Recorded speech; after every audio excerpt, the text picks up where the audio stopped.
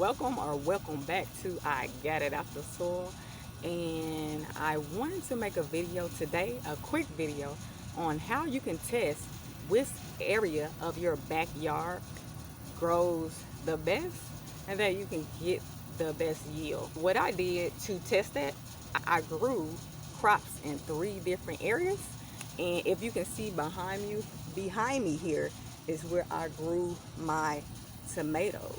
Okay, this is a garden bed that I kind of DIY'd myself out of a border that goes kind of like goes around your house, but I made that into a garden bed. So I will give y'all a closer look at what that looks like and the success I had within that garden bed. Now, if y'all see this on this side, this is along my deck. This is another area that is in ground and it's just growing along my deck. Here, as y'all can see, the marigolds and the tomato trees on this side of the deck grew quite nicely as well. And that was a test spot as well to see how well that will grow. Okay, I'm going to get you closer here so you can see what I'm talking about. Over here is my makeshift garden bed that I made, and it's growing my tomato trees quite nicely, as y'all can see. Side note, these tomatoes, I want to pull them, but they're pushing out so many tomatoes. At this point, I got too many doggone tomatoes, and that's a blessing. Okay, I wanted that.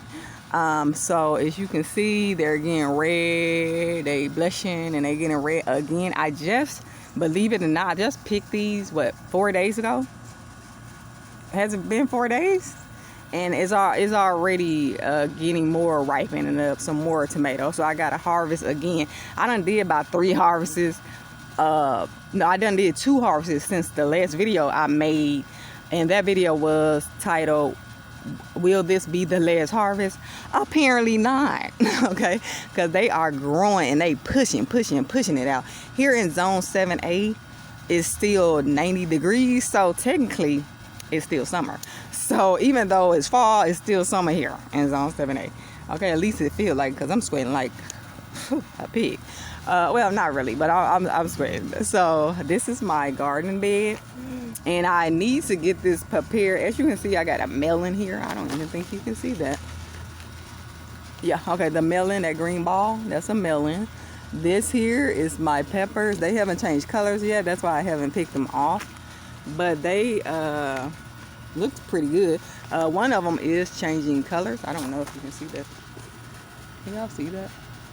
One of them trying to change colors on me, so it might be ready to pick. Hopefully they go ahead and ripen up. I have some peppers. Now on this side, this is my in-ground, and look at those tomatoes getting blush. Up here, they're blush as well, pushing out. They keep pushing out. My bell peppers back here, and I can say that these are bell peppers back here because they got bell peppers growing. Little baby bell peppers. I don't know if you can see that. Hopefully this is a good shot. But they are finally growing, but it's too late in the season, so they're not gonna make it, I don't believe. But look at these tomatoes, beautiful. And it wouldn't be I Got It Out the Soil if it wasn't noise. So I think these plants that I grew on this side and in my garden bed here, it's growing well. So those are 2 great spots to plant. So I think I picked that very well. Now let's go to the other side. I'm going to go to the other side of my deck here, and I should have brought me out some water because I'm getting quite hot. So let me make this quick. This is my other garden that I just got through watering here, and that video is called, I don't know what I'm going to call it. It's called probably How Do You Test Your In-Ground Garden in Containers to see if they need water or not. And that video will be up before this one. So if it's not out already, which is not, go ahead, make sure you check that out. But this garden and ground part over here took a lot longer to produce. As you see here, I have my cucumber here, and those bottles, I collect rainwater. So those bottles line up, and y'all see bottles lined up all the time because I collect rainwater and put it in and store it in those bottles right there. But anywho, that's besides the point. This didn't grow that well in the beginning, but as I continue to put minerals and nutrition back into the soil and fertilize and put fish fertilizer in the soil, it brought up the nutrition of soil. And now look at my marigolds, they blooming quite nicely, they bushing out. The tomatoes grew tomatoes on it.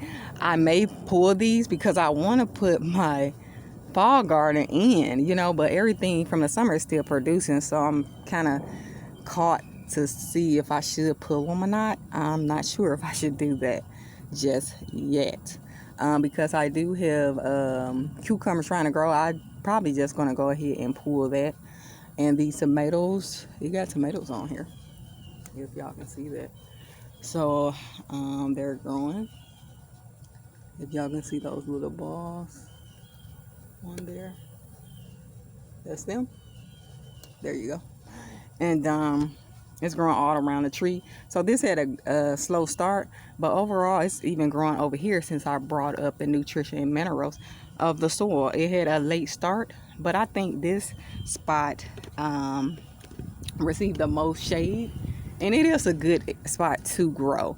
So I may plant the cabbages on this side and see what happens, how good they grow. I may test a couple cabbage plants over here and on the other side of the deck and see how well they grow. But this is it grows slower than the rest of the garden bed and the other in-ground garden on the other side of my deck.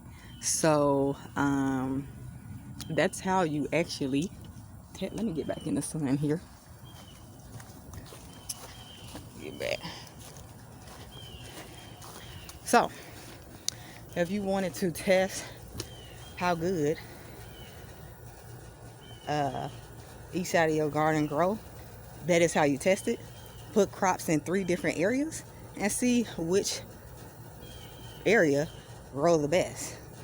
The only way to test that is to actually plant crops in it, and you'll know. So I hope you guys are enjoying the video, and it is hot out here, so I'm losing my train of thought very quickly. Okay, I'm about to go back inside. I need to finish watering, but it's done got too hot, so I'm gonna wait till tonight, unfortunately, and wait till the sun go down some more and water these plants. But I did want to get a few videos out to you guys before the sun set, because I don't like filming when the sun go all the way down. I try to have it bright in the sky, but it's also the hottest when you do that. So I hope you guys have been enjoying the content.